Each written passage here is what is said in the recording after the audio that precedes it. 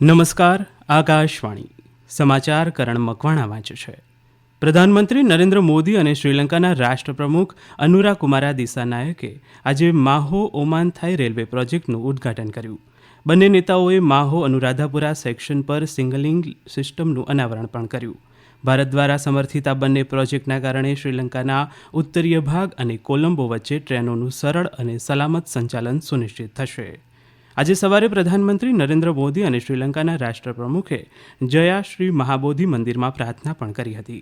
પ્રધાનમંત્રીની આ મુલાકાતે સંરક્ષણ, ઉર્જા, જોડાણ અને ડિજિટલ આધાર માળખા સહિત અનેક ક્ષેત્રોમાં ભારત શ્રીલંકા વચ્ચેના સંબંધોને વધુ ગાઢ બનાવ્યા છે. બંને નેતાઓએ વિવિધ દ્વિપક્ષીય મુદ્દે ચર્ચા પણ કરી હતી. આ ઉપરાંત માછીમારોના મુદ્દા પર પણ ચર્ચા કરાઈ. વિદેશ સચિવ વિક્રમ મિશ્રીએ જણાવ્યું કે શ્રીલંકાની સરકારે 11 માછીમારોને મુક્ત કર્યા છે અને વધુ કેટલાકને ટૂંક સમયમાં મુક્ત કરાશે. પ્રધાનમંત્રી નરેન્દ્ર મોદીએ આજે તમિલનાડુમાં નવા પમ્બન રેલ બ્રિજનું ઉદ્ઘાટન કર્યું. આ પુલ રામેશ્વરમને મુખ્ય ભૂમિ સાથે જોડશે. આ 2 કિલોમીટર લાંબો પુલ ભારતીય ઇજનેરોના કૌશલ્યનો પરિચય આપતા સ્થાપત્યની અજાયબી છે અને દેશનો પહેલો દરિયામાં બંધાયેલો વર્ટિકલ લિફ્ટ બ્રિજ છે. શ્રી મોદીએ રામેશ્વરમ તાંબરમ એક્સપ્રેસ અને એક જહાજને લીલી ઝંડી પણ આપી.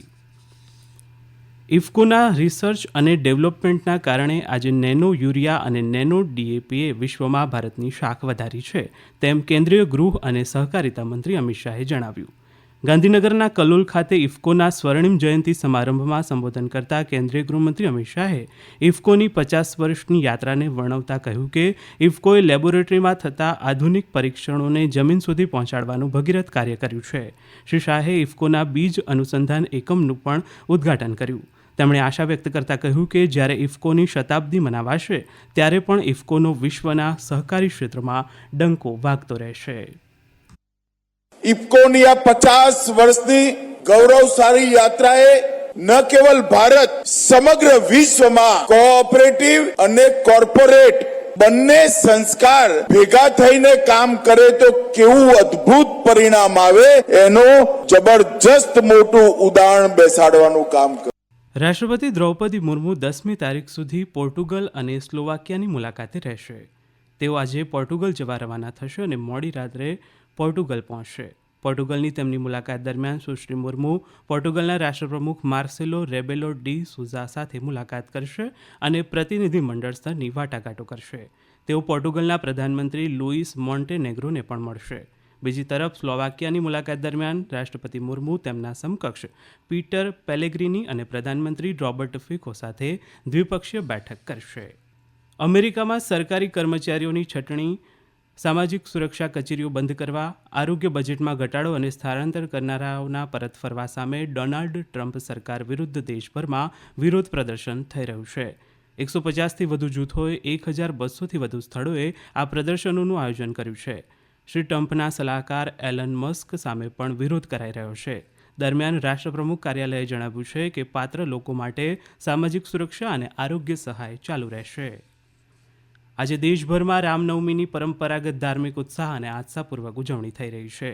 આ તહેવાર ભગવાન વિષ્ણુના 7મા અવતાર ભગવાન રામના આગમનનું પ્રતીક છે. ચૈત્ર મહિનાની સુદ નવમી તિથિએ રામનવમી ઉજવવામાં આવે છે. રાષ્ટ્રપતિ દ્રૌપદી મુર્મુએ રામનવમીના પવિત્ર તહેવાર પર દેશવાસીઓને શુભેચ્છા પાઠવી છે. સોશિયલ મીડિયા સંદેશમાં તેમણે ધર્મ, ન્યાય અને ફરજના મૂલ્યો પર ભાર મૂક્યો છે. રાષ્ટ્રપતિએ રામ રાજ્યને શાસનનું આદર્શ મોડેલ ગણાવ્યું. પ્રધાનમંત્રી નરેન્દ્ર મોદીએ દેશવાસીઓને સોશિયલ મીડિયાના માધ્યમથી ભગવાન શ્રીરામના આશીર્વાદ આપણા બધા પર રહે અને આપણને માર્ગદર્શન આપતા રહે તેવી શુભેચ્છા પાઠવી છે. Indian premier league IPL T20 ક્રિકેટમાં આજે હૈદરાબાદના રાજીવ ગાંધી ઇન્ટરનેશનલ સ્ટેડિયમ ખાતે સનરાઇઝર્સ હૈદરાબાદ અને ગુજરાત ટાઇટન્સ વચ્ચે મેચ રમાશે. આ મેચ સાંજે 7:30 વાગે શરૂ થશે. ભારતના હિતેશ ગુલિયાએ બ્રાઝિલમાં વર્લ્ડ બોક્સિંગ કપ 2025માં પુરુષોના 70 કિલોગ્રામ વજન જૂથમાં સુવર્ણચંદ્રક જીત્યો છે. ફાઇનલમાં તેણે ઇંગ્લેન્ડના ઓર્ડેલ કામારાને હરાવ્યો હતો. અન્ય એક મેચમાં અભિનાશ જામવાલે પુરુષોના 65 કિલોગ્રામ વર્ગમાં રજત ચંદ્રક જીત્યો છે. આકાશવાણી પરથી સમાચાર પૂરા થયા.